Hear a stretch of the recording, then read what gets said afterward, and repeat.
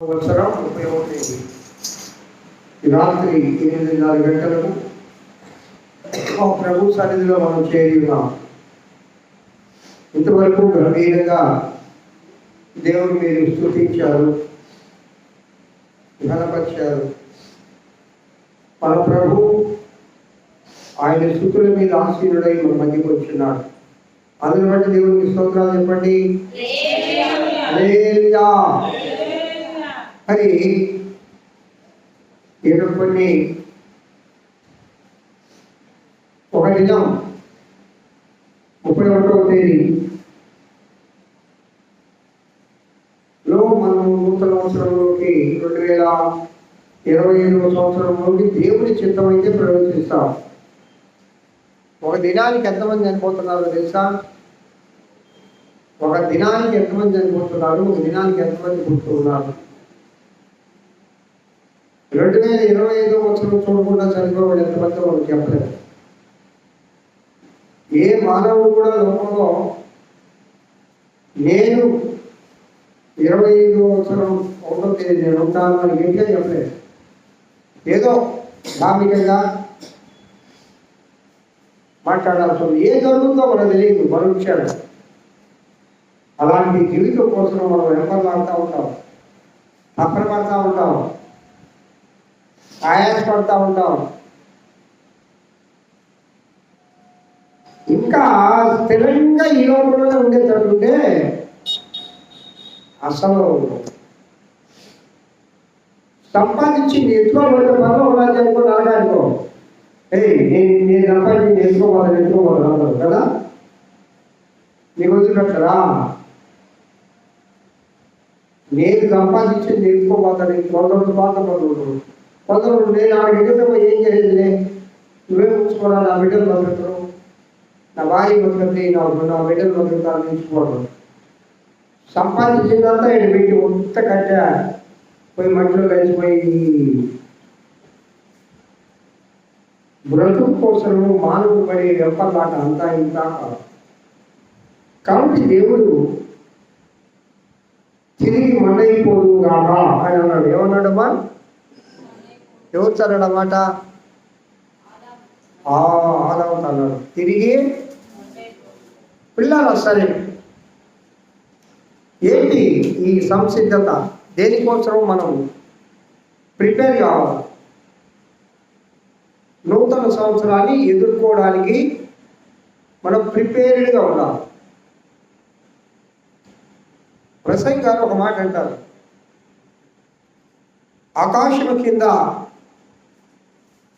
ఉన్నదేది నూతన పరచబడదు, అనాది కాలంలో ఏముందో ఇప్పుడు అదే ఉంది, ఇప్పుడు ఏముంటుందో రాబోయే రోజులు కూడా అదే ఉంటుంది. నూతనమైనది ఈ ఆకాశం కింద సూర్యుడి కింద ఏది కూడా లేదు అంటాడు. నిజమే కదా? ఒకవేళ 2025వ సంవత్సరం ఇప్పుడు సూర్యుడు ఏమైపు పడుతున్నాడు? తూర్పున. 25వ సంవత్సరం రాగానే పర్వాలేమన్నా ఉదయిస్తాడా? ఆకాశం ఎంత ఎత్తుంది? 25వ సంవత్సరం రాగానే ఏమైనా తగ్గద్దా? ఏమైనా మార్పులు జరిగితే సృష్టిలో మనుషులు కూడా ఎట్లుంటారు అంటే ఉంటారు కదా. తెల్లగా ఉండేవాడు నల్లగా వాళ్ళు మారిపోతారా? నల్లగా ఉండే నాలాంటి వాడు తెల్లగా వాళ్ళు మారుతారా 25వ సంవత్సరం రాగానే? ఏమా మా పుట్టిలాగా ఇంతే ఉండదు అంటే ఉంటారు కానీ ఏమైనా పొడుగు అవుతా? ఇదిగో వస్తుందిలే ఉండు మావయ్య, 25వ సంవత్సరం నేను ఎట్టా పొడుగు అవుతానా అని ఛాలెంజ్ ఇదనాక ఏది పొడుగ్గా అయ్యేటట్టు చేస్తుంది. ఏం కావు మనం ఎలా అవుతానా? ఎట్టుండే మనం అట్టే ఉండవు. కాలం ఎప్పుడు మారదు, కాలం ఒకేలా ఉంటుంది. మారేది కూడా మనుషులే. మనుషుల మనస్తత్వాలు మారుతాయి, మనుషుల మాటలు మారుతాయి, మనుషుల వ్యవహార శైలి మారుతుంది, మనుషులు జీవించే విధానం మారుతుంది, మాట్లాడే విధానం మారుతుంది. కాలగతులు మారినా మారని దేవుడు మన యేసయ్య ఒక్కడు మాత్రమే. అల్లు చెప్పండి ఒకసారి, హల్లెలూయా. కాలగతులు మారినా మారని దేవుడు, నిన్న నేడు ఏకరీతిగా ఉన్న దేవుడు, ఆదియు అంతము ఒకే రకంగా ఉన్న దేవుడు, అల్ఫాయు ఓమేగాయు ఏకరకంగా కనబడే దేవుడు, మాట ఇస్తే నెరవేర్చే దేవుడు. హల్లెలూయా చెప్పండి. మానవుల మాట నీటి మూట, అంతే కదా. లేదా నీకెందుకు తాతయ్య నేనున్నాను, నేను అది గ్యారంటీ నేను చేస్తానని మాట ఇచ్చాడు, నాకు చేశాడా?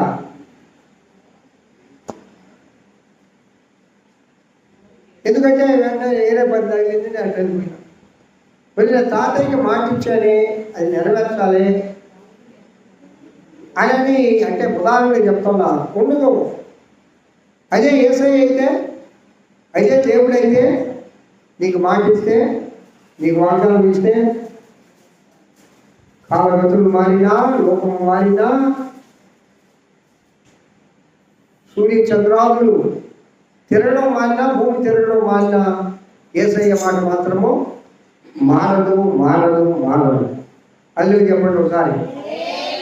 ప్రియ దేవుని బిడ్డలారా, మనము ఇప్పుడు పాత సంవత్సరం అంటున్నాం, దీన్ని కొత్త సంవత్సరం రాబోతుంది. మరి కొత్తగా పోవాలి కదా కొత్త సంవత్సరంలోకి. ఏమైనా కొంచెమన్నా నూతనత్వం కనపడాలి కదా. ఒక గయ్యాలి భార్య ఉండింది అనుకో, 31వ తేదీ రాత్రి సాక్ష్యం చెప్తా, అయ్యా పాస్టర్ గారు, నేను చాలా నోటి దురుచుదాన్ని, నా మాటల చేత నా భర్తని హింసించాను, నా బిడ్డలను హింసించాను, ఒక్కొక్కసారి మిమ్మల్ని కూడా హింసించాను. ఇలా సాక్ష్యాలు చెప్పిన సాక్ష్యాలు నేను చాలా ఇలా కాబట్టి చెప్తున్నాను. సంఘస్థుల్లో విశ్వాసం కూడా నా మాటల చేత నేను చాలా బాధ పెట్టాను, నన్ను క్షమించండి. నూతన సంవత్సరంలో నేను మృదువుగా మాట్లాడాలని కోరుకుంటా ఉన్నాను.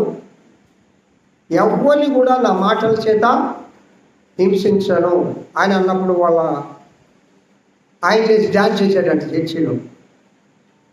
ముఖ్యంగా సంతోషపడింది దూరా వాళ్ళ భర్త చప్పట్లు కొడతా డ్యాన్స్ చేశాడంట. ఏందిరంటే, మీ అందరికి కాదు సార్, నూతన సంవత్సరం నాకు వచ్చింది సార్ అన్నట్ట. అల్లే చెప్పండి, అది నూతన సంవత్సరం రావడం అంటే. ఓ ఫుల్గా తాగే భర్త ఆ రోజు లేచి, ఈ దినం నేను మారిపోతున్నా, ఇక నేను తాగను, నూతన సంవత్సరంలో నా బిడ్డల కోసం, నా భార్య కోసం, దేవుడి కోసం, సంఘం కోసం బతకతా అని చెప్తే ఆ కుటుంబానికి పండగ వచ్చింది. ఆయన భార్యకు నిజంగా పండగే కదా, సంఘానికి కూడా పండగే, దైవజనుడు కూడా పండగ. ఎప్పుడు తల్లిదండ్రులు కంటతడి పెట్టించే కూతురు కొడుకులు ఉంటారు చాలామంది. శోభ వాళ్ళ ప్రవర్తన వల్ల, వాళ్ళు మాట వినకపోవడం వల్ల, వాళ్ళు పైకి రాకపోవడం వల్ల, వాళ్ళు చదువుకోకపోవడం వల్ల తల్లిదండ్రులు పడే బాధ బిడ్డలకు తెలియదు. మీకు ఏ పొద్దున బిడ్డలు కానీ మీరు కాపురాలు తప్పుడు తెలుస్తుంది ఏంది ఆ బాధని. అలాంటి కుమారుడు, అలాంటి కుమార్తె మేము మారిపోతామమ్మా, ఇన్నాళ్ళు మీ శ్రమను దోచి ఎంతో కష్టపడి మాకు చదివించారు, ఇక నుంచి మా ప్రవర్తన అంతా మార్చుకుంటాం, మీ మాట వింటామంటే అప్పుడు ఆ తల్లిదండ్రులు పండగ, ఆ ఇంటిలో నిజమైన పండగ, అదే నూతన సంవత్సరం పండగ. అల్లు చెప్పండి ఒక మాట, హల్లెలూయా. అయితే చెప్పుకోవడానికి మరి తీయ ఉంటాయి ఈ మాటలు. పుట్టి ఇన్నమా వాక్యం చదవదు, మూసేయి. చెప్పుకోవడానికి భలే తీయ ఉంటాయి. ఎట్లుంటాయి? నేను మారిపోతున్నాను. ఎన్ని రోజులు? మారణము మానవుడికి సాధ్యమా? మానవుడు తనకు తానుగా మారగలడా? ఏమండి, మానవులందరూ కూడా ఎవరు చెడ్డగా జీవించాలనుకోరు. ఎవరు కూడా నేను దొంగోని కావాలనో, నేను చెడ్డోని కావాలనో, నేను ఈ విధంగా బ్రతకాలని ఎవరు అనుకోరండి. పరిస్థితుల ప్రభావం, వాళ్ళ నైజం, పుట్టుకతో వచ్చే నైజం అది. అయితే నేను ఇక తాగను అన్న ఆయన ఎన్ని రోజులు దాక్కొని ఉంటాడు? నేను గయ్యాలతనం మానేస్తున్నాను అని ఆమె ఎన్ని రోజులు ఉంటుంది? నేనమ్మా బాగా ఇంకా సెల్లే చూడమ్మా, నేను చదువుకుంటానమ్మా, నేను చేస్తానమ్మా అని ఆ కూతురు ఎన్నాళ్ళు ఉంటుంది? వాళ్ళకేమో ఉండాలని ఉంటుంది పాపం. వాళ్ళకి తప్పటం నేను, కానీ ఉండలేదు. కొద్ది రోజులే మాటలు నీటి పొట్లు అయిపోతాయి, మళ్ళా సాకారంలో ఓడిపోతారు. మారలేదు. మానవుడు మనిషిగా మారలేడు. మంచివాడుగా మానవుడు మారలేడు. కారణం, మానవుడు నైజమే చెడ్డది. దావీదు మహారాజు సంకీర్తనలో 51వ సంకీర్తన 5వ వచనం చదువమ్మా. 51వ సంకీర్తన 5వ వచనం. నేను పాపములో పుట్టినవాడను, ఆమేన్. అంటే ఆయన దేంట్లో పుట్టాడంట? అదేంటది? ఇది పొరపాటుగా లేదు ఈ వాక్యమా. భార్యాభర్తలు బిడ్డలు కంటవు పాపమ్మ. అంతకానికి దేవుడు ఎందుకు విస్తరించి భూమిని నింపండి అన్నాడు? చాలా మందికి దేవుడు బిడ్డలను కానీ వరం ఇయ్యడు కదా. ఒక బిడ్డని దేవుడు ఇచ్చాడంటే దేవుడు ఇచ్చిన వరం అనుకుంటాం కదా. మరి అది ఎట్లా పాపం అవుతుంది? దేని గురించి చెప్తా ఉన్నాడు దావీదు ఇక్కడ? బాగా పిల్లల ఒక దైవజనుడు ప్రసంగంలో మాట చెప్పాడు. ఒకడు నీగ్రో ఒక ఆయన వచ్చాడంట చర్చికి. నీగ్రో అందరూ తెల్లగున్నాడంట, వాడు ఒక్కడే నల్లగా ఉన్నాడు. సరే అక్కడికి ఉద్యోగానికి వచ్చి చర్చికి వచ్చాడు. యంగ్ పర్సన్, జాబ్ వచ్చింది ఫారిన్ కంట్రీలో. ఆడందరూ తెల్లగా ఉన్నాడు. ఈడి నీగ్రో ఆఫ్రికా దేశం నుంచి వచ్చాడు. అక్కడ స్నేహితులతో కలిసినప్పుడు కానీ, రెస్టారెంట్లో కలిసినప్పుడు కానీ, హోటల్స్లో కలిసినప్పుడు కానీ, జాబ్ చేసే సమయంలో కానీ ఇతను చాలా సిగ్గుపడేవాడట. తలకాయ ఉంచుకొని పైన ఎక్కేవాడు కదంట. ఎవరైనా చేయి కానీ వాడు చేయి కాడు పెడితే ఎట్టుంటుందమ్మా? బ్లాక్ అండ్ వైట్ టీవీ లాగా ఉండే. ఈడేమో నలుపు, వాళ్ళేమో తెలుపు. నవ్వితేనే తెలుపు కనపడుతుంది అంటాడు కాడ, ఇంకెక్కడ తెలుపు లేదు. మరి ఇంటికెళ్ళి వాళ్ళ అమ్మని నాన్నని తెగ తిట్టేశాడట. వీళ్ళిద్దరు నల్లగానే ఉన్నాడు. ఎందుకులా మీరు నల్లగా పుట్టారా? మీ వల్ల కదా నేను నల్లగా పుట్టిందా అన్నాడు వాళ్ళ నాన్న అన్నట, అరే బాబు నేను మా నాయన అడుగుతానని, నాయన ఎందుకు నాన్న నల్లగా పుట్టించావు అన్నాడు. మరి నేను మా నాన్న అడుగుతాను రా, మీ తాతను అడుగు అని చెప్పాడట. తాత దగ్గరికి పోయి తాత కూడా బతుకుంటావు. ఏం తాత, ఎందుకు తాత ఇంత నల్లగా పుట్టించావు? నేను అడుగు అమెరికాకు ఉద్యోగానికి పోతే అక్కడ అందరూ నేను ఒక్కడే సపరేట్గా కనపడుతున్నానా? ఏ తాత అంటే నన్ను కాదు, మీకు ఏం తాత అనగా సచ్చాడు. మరి మన గుర్తుకే ఇదిరా, మారద్దా నలుపా, మారద్దమ్మా ఇంకేమ్మా మారద్దా? కొన్ని రోజులు మార్చుకోవచ్చు. ఓ పాస్టర్ గారంట, పాస్టర్ గారు మా ఇంటికి వచ్చి ప్రే చేయండి అని ఒక కావు పిలుస్తామన్నట్టు. ఆయన కావాలి, అమ్మ సరేలేమ్మా వస్తానులే వీలు చూసుకొని అన్నాడు. మీ ఇల్లు ఎక్కడమ్మంటే అనుకోండి ఎయిర్పోర్ట్కి పోయి దోవలుని సిటీ అంట అని చెప్పి, సరేనమ్మా. ఒకరోజు ఎయిర్పోర్ట్కి పోతున్నాడట, ఏరోప్లేన్కి ఏ ప్రాంతానికి కూడా.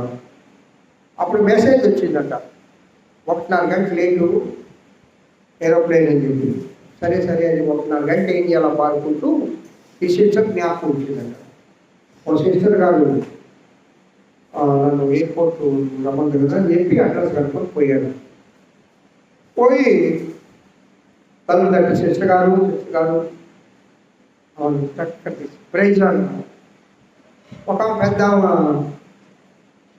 ప్రైజ్ రాడు, అయ్యా ప్రైజ్ రాడయ్యా రండి అయ్యా కూర్చోండి, అమ్మ ప్రైజ్ రాడమ్మా కూర్చుంటే నీళ్ళు పాలు ఇచ్చి, అమ్మ మీకు మీ కూతురు ఉందమ్మా. నాకు కూతురు, నాకు కూతురు లేదే, కొడుకొక్కడు ఉన్నాడు, వాళ్ళ పాలనలో ఉన్నాడు, నేను ఒక్కదానే ఇంట్లో ఉండేది. అమ్మ చర్చికి వచ్చి నేనేం పాస్తాను అంటారు. చర్చిలేమో 20, ఇంటికాడేమో 60 అంట. చర్చికి వచ్చినప్పుడు 20 లాగా కనపడేదంట, ఇంటికి పోయి చూస్తే 60 లాగా ఉందంట. అసలు ఏది రకంటే అంత సోకు చేసుకొని వచ్చేదంట. అంటే ఎంత సోక, 60, 20లో కనపడేలాగా సోకు. ఒకనాటి సోకు కాదు, 60, 20లో కనపడేలాగా సోకు చూసుకొని వచ్చేదంట. అంటే ఎందుకంటే మన కలర్ని మన బ్రతుకుని మనం మార్చుకోలేము. ఎందుకు చెప్పాడంటే ఈ ఉపమానము,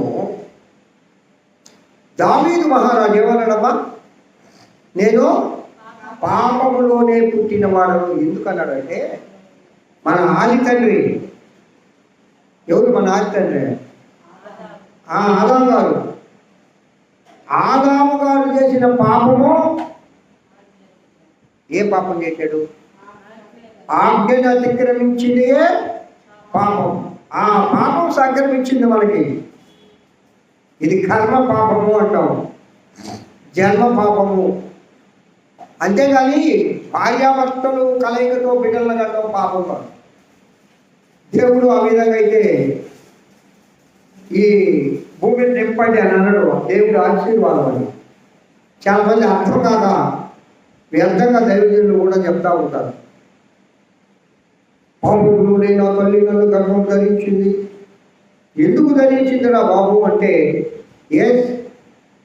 అందుకే యేసుక్రీస్తు ప్రభు పరిశుద్ధాత్మ వల్ల బాప్తిసం, పరిశుద్ధాత్మ వల్ల గర్భం ధరింపజేసే ఈ లోకానికి వచ్చాడు. కానీ ఒక స్త్రీ పురుషుల కలయిక వల్ల లోకానికి రాలేదు.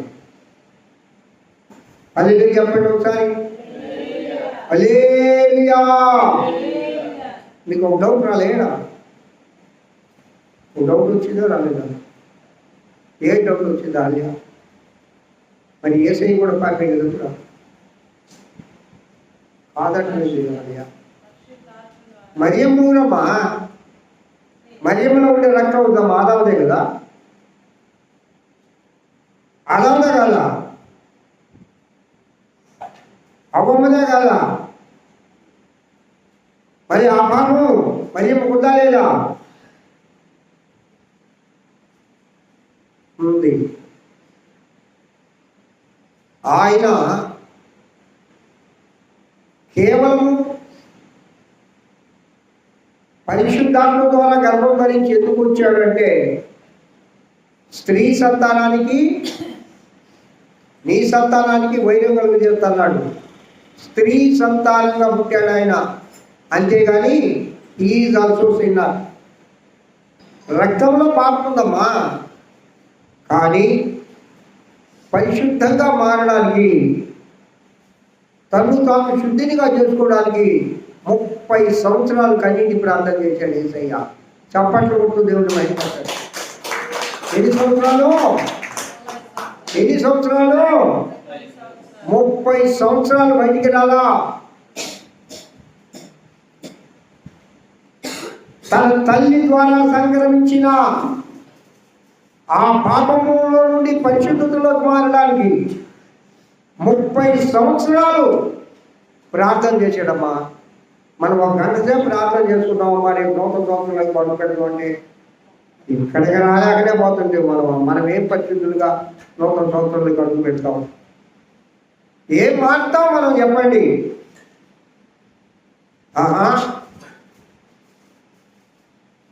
ఇలాగనే ఉంటే చాలు. అలాగనే ఉంటే ఏ దేవుడు కూడా అలాగనే ఉంటాడు, మన బతుకు కూడా ఇలాగనే ఉంటుంది. ప్రియులారా, అయితే మనము మానము అని బైబిల్ చెప్తాడు. నీకై నువ్వు మారలేవు అని. చదువుమా ఇర్మియా గ్రంథం 13వ అధ్యాయం. ఇర్మియా 13వ అధ్యాయం 23వ వచనం చదువుతుంది.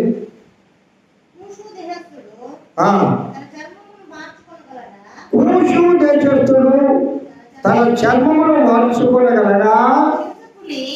చిరుతపులి తన మచ్చలను మార్చుకోగలదా?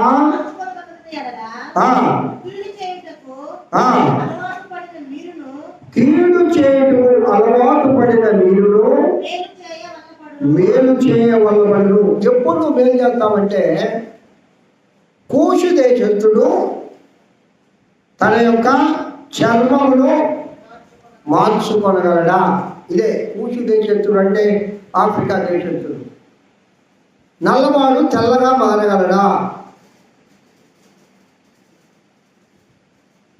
చింతపులి మచ్చలు పుట్టుకతో వచ్చింది, అవి మాసిపోతాయా? అలాగే నువ్వు కూడా అంతే. కీడు చేసే స్వభావం, పాపపు స్వభావంతో మనం పుట్టాము, పాపులుగా మనం పుట్టాము. ఆది కాలం నుండి ఆదాము పాపము మన రక్తంలో ఉంది. మన నైజం ఏంటి? రక్త మాంసములు కలిగిన శరీరము పాపేక్షలకు, శరీర కార్యాలకు నిలయమై ఉంటుంది. ఇలాంటి నిలయమైన ఈ శరీరము కీడు చేయడం మాని మేలు చేస్తుందా అంటే ఎప్పుడంటే, కూషు దేశస్థుడు తన చర్మము రంగు మార్చుకున్నప్పుడు, చింతపులి మత్సలు మాయమైనప్పుడు. అవి రెండు జరిగాయినా జరగవు. కాబట్టి నువ్వు కూడా మంచిగా మారడం అనేది జరగదు. అల్లే చెప్పడం. కానీ మీరు నన్ను ఇప్పుడు వెంటనే ప్రశ్న అడగాలి, మరి రోజు ఎందుకు ఆ ప్రసంగాలు చేసేదా? మరి ఎందుకు ఈ గుడి ఎందుకు? మరి నాకు రావడం ఎందుకు? మారండి రారండి అని అండం ఎందుకు? మనం మారం కదా, మన బుద్ధి అదే కదా. పుట్టుకతో వచ్చిన బుద్ధి ఎప్పుడు పోతుంట? పుట్టుకతో వచ్చిన బుద్ధి చచ్చేదాకా పోదు కదా. మరి ఎందుకు పాడుతున్నారు ఈ ప్రసంగాలు? ఎందుకో నేను చెప్తా. మానవుడు ఇందాక చెప్పాను కదా, మన యొక్క చిత్తానుకూలంగా నువ్వు మంచి చేయాలనుకుంటావు, కానీ అప్పుడు తెలుసుకోగానే అంటాడు, నేను మంచి చేయాలనుకుంటున్నాను అయ్యా, నా సాయి చూడండిరా, మంచి చేయలేకపోతున్నా. నేను నీతిగా బతకాలనుకుంటున్నాను, నీతిగా బ్రతకలేకపోతున్నా. నేను పరిశుద్ధంగా జీవించాలనుకుంటున్నాను, కానీ పరిశుద్ధంగా జీవించలేకపోతున్నా. మా అమ్మ నాన్న చెప్పినట్టుగా నేను రోజు కాలేజీకి పోవాలనుకుంటున్నాను, పొందలేసే దగ్గర నాకు ఏ పనులు జరుగుతున్నాయి, డబ్బులు వచ్చే పనులు, కాబట్టి నేను కాలేజీకి పోలేకపోతున్నాను. కానీ నాకు కూడా కాలేజీకి పోవాలనే ఉన్నాయి. ఏంటిగా వ్యవహారం అంటే మన బుద్ధే అంత, మన పుట్టుకే అంత. నీకు నీవుగా అదే చెప్పండి ఒకసారి, నీకు నీవుగా మంచిగా మారలేవు. మారలేవు. అంతకాడికి నీకు నీవుగా మంచిగా మారేటట్టుంటే యేసయ్య ఇక్కడికి రావడం ఎందుకు? పరిశుద్ధ రక్తం కారణం ఎందుకు? ఆయన నీకోసం నా కోసం చనిపోవడం ఎందుకు? ఆ రక్తం ద్వారా నువ్వు శుద్ధి కావడం ఎందుకు? నీకు నీవుగా పరిశుద్ధుడుగా మారలేవు కాబట్టే పరిశుద్ధుడైన దేవుడు లోకానికి వచ్చాడు. అదే చెప్పండి, క్రీస్తు రక్తం తప్ప ఈ లోకంలో ఎవ్వరు కూడా ఒక పాపిని పరిశుద్ధులుగా మార్చలేరు. యేసు క్రీస్తు తప్ప. ఎందువల్లయ్యా? ఆయన అంటే ఆయన పరిశుద్ధుడు కనుక మనల్ని పరిశుద్ధులుగా మారుస్తాడు అన్నాడు. నేను పరిశుద్ధుడు కనుక మీరు కూడా పరిశుద్ధులుగా ఉన్నాడండి.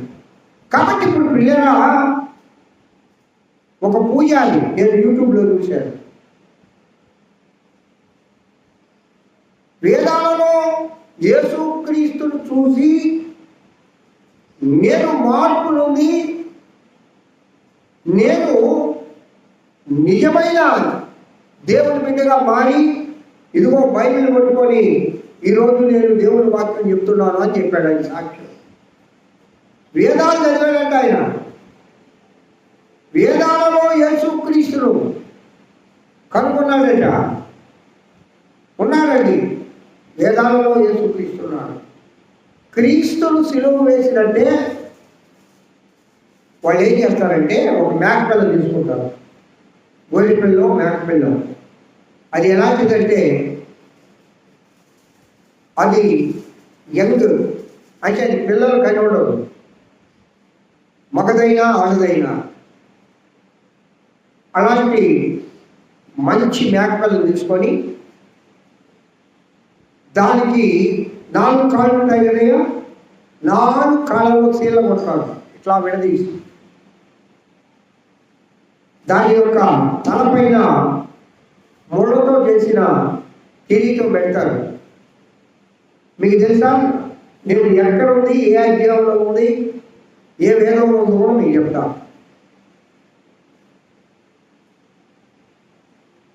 దాన్ని బలిపోయే ముందు కలర్స్ బట్టలు కుట్టిస్తారు. దాన్ని కుట్టించి దాన్ని ఆ చెక్కలో కొట్టేటప్పుడు ఆ బట్టలు ఓడదీసి చీట్లు వేసుకొని వీళ్ళందరూ పంచుకుంటారు. ఆ విధంగా దాని రక్తం అంతా కాలిపోయే వరకు ఆ మొరాలు పైన ఉంచి చనిపోయిన తర్వాత దాన్ని కిందకి తెచ్చి వండుకొని తింటారు. అదే మనం తినేది. మనం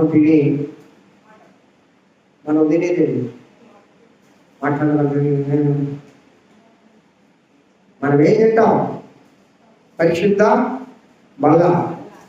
అయ్యా నీ శరీరం మటన్ అంట ఎప్పుడు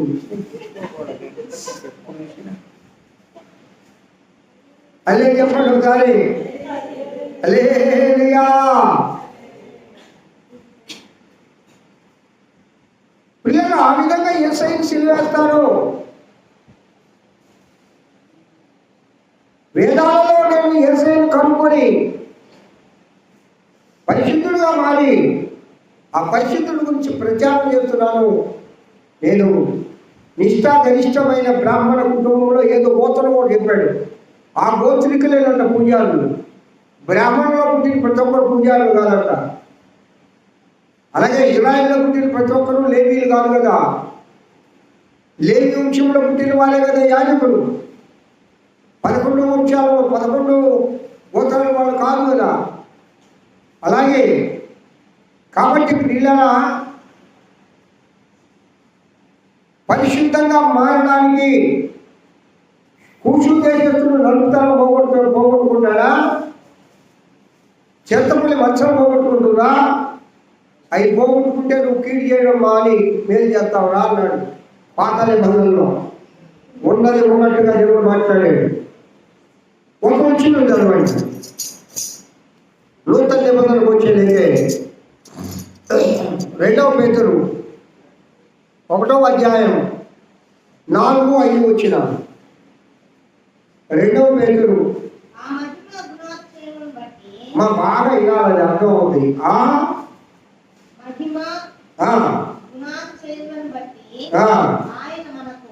ఆయన మనకు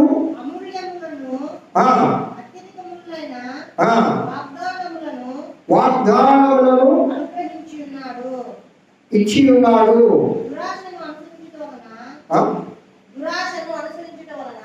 దురాశను అనుసరించడం వల్ల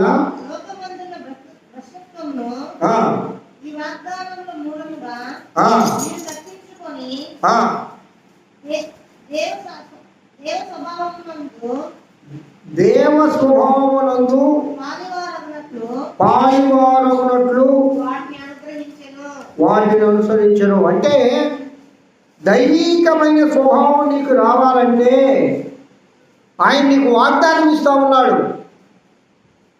నువ్వు ఒకప్పుడు మూఢురాలివే, ఒకప్పుడు దయ్యాలివే, ఒకప్పుడు లోకస్తురాలివే, ఒకప్పుడు పాపం అంటే పరిగెత్తేదానివే, ఒకప్పుడు లోక సంబంధంగా జీవించేవాడివే, ఒకప్పుడు లోకాశలకు లోబడేవాడివే.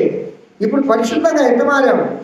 ఒక దొంగ, ఒక బందిపోటు, ఒక నరహంతకుడు, ఒక వ్యభిచారి, ఒక అబద్ధాల కోరు, ఒక విగ్రహారాధికుడు ఏ విధంగా మారుతూ ఉన్నారో. పూసు దేశస్తుడు నలుపుదనం పోతా, చిరతపులి మత్సరం మానుకుంటుందా? నువ్వు కూడా అంతేనా అన్నాడు పాత నిబంధన కాలంలో. కానీ నూతన నిబంధనలో యేసుక్రీస్తు ప్రభు ఈ లోకానికి వచ్చి తన పరిశుద్ధ రక్తాన్ని కార్చి ఆ రక్తం ద్వారా నిన్ను శుద్ధి చేసి ఆయన నీకు వాగ్దానం ఇస్తూ ఉన్నాడు. హల్లెలూయా. మరొకసారి చెప్పండి, మరొకసారి చెప్పండి, హల్లెలూయా. ప్రియులారా, ఈ 2వ పేతురు 1వ అధ్యాయం 4-5 వచనాల్లో చాలా క్లియర్గా రాయబడింది ఏంటంటే ఆ వాగ్దానాల మూలముగా మీరు తప్పించుకొని దైవ స్వభావమునందు పాలివారగునట్లు వాటిని అనుగ్రహించెను. అనుగ్రహము అంటే ఏంటంటే గిఫ్టెడ్, ఊరగా ఇచ్చేదమ్మా, కొన్నది కాదు. చూడండి, వెలిచ్చేది కాదు. ఆయన నీకు ఊరక ప్రభువును మనకు గిఫ్ట్గా ఇచ్చాడు. He's the gifted son. ఆయన పరిశుద్ధ రక్తాన్ని కాచాడు. ఆయన నీకు వాగ్దానం ఇచ్చాడు. ఏమని? నా యొక్క రక్తము ద్వారా నిన్ను పరిశుద్ధురాలుగా చేస్తాను. ఎవరైతే యేసుక్రీస్తు దేవుడని నమ్మి బాప్తిస్మం పొంది క్రీస్తును ధరించుకుంటారో వాళ్ళు నూతన స్వభావము కలిగిన వారు అంటాడు. హల్లెలూయా, హల్లెలూయా.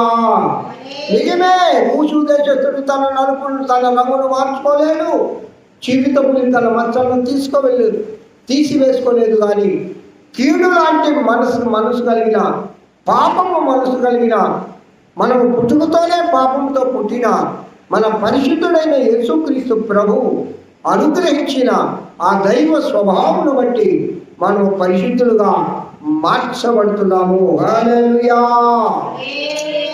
గొప్పలు మారిపోయారు, పందిపోట్లు మారిపోయారు, వేచాలు మారిపోయారు, నరహత్యలు చేసేవాళ్ళు మారిపోయారు. ఏ విధంగా మారాడురా? లోకంలో చాలా మంది నేను మారుతా అంటారు, మారలేరు. యేసయ్య అనుగ్రహిస్తేనే. ఏమనుగ్రహిస్తారా? ఆయన వాగ్దానం అనుగ్రహిస్తేనే, ఆయన కృప ద్వారా మాత్రమే, ఆయన ఉచితమైన ప్రేమ ద్వారా మాత్రమే, ఆయన వాత్సల్యం ద్వారా మాత్రమే మనము మారగలము. హల్లెలూయా. కాబట్టి ప్రియులారా, దేవుడి దగ్గర ఏం కోరుకోవాలంటే, ప్రభువా నూతన సంవత్సరంలో నేను అడుగుపెట్టుకుంటున్నాను కదా, నా స్వభావం మార్చునైనా. నేను అనుకుంటున్నాను మారాలని, కానీ నేను మారలేను ప్రభువా. నా పుట్టుకతో వచ్చిందయ్యా, నేను చదివితే కానీ పోదు. నా స్వభావం అంటే నేను రక్తమాంసంలో కలదాను, రక్తమాంసంలో కలవాలి. అయ్యా నన్ను పరిశుద్ధి, ఇదిగో నా భావాలు మార్చు, నా ఆలోచన తీరు మార్చు, నా మాట తీరు మార్చు, నా ప్రవర్తన మార్చు, నాలో ఉన్న ఈ యొక్క నీకు ఇష్టం లేని కార్యాలు ఏమన్నావో అవి నువ్వు మాత్రమే చేయగలవయ్యా. అదిగో వాగ్దానం ఇచ్చావంట కదా, ఆ వాగ్దానం వల్ల దైవీక స్వభావాన్ని నాకు అనుగ్రహించు, అంటే నీ మనస్సును నాకు అనుగ్రహించు అని ఆ ప్రభు సన్నిధిలో ప్రార్థన చేస్తుందా. అలాంటి కృప నా ప్రియుడిని యేసయ్య మనందరికీ దయచేయుగాక. హల్లెలూయా చెప్పండి, హల్లెలూయా చెప్పండి, ఇంకొక మాట చెప్పండి.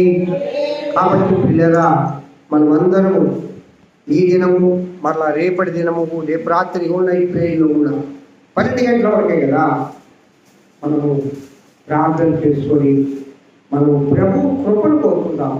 యేసయ్యా ఇలాగే మళ్ళా నూతన సంవత్సరంలోకి నేను అడుగు పెడితే నా ప్రయోజనం ఏంటైనా, నేను ఏ ఆత్మీయ మేలు పొందాను, నేను ఏ ఆత్మీయ వరం పొందాను, నాలో ఏ మార్పు లేకుండా మార్పు లేని మానవుడా అన్నట్లుగా నా బ్రతికిట్లే ఉంటే నేను ఎలాగో ఆశీర్వదించబడతాను, ఎలాగో నా కుటుంబం ఆశీర్వదించబడుతుంది, ఎలాగో నా బిడ్డలు ఆశీర్వదించబడతారు.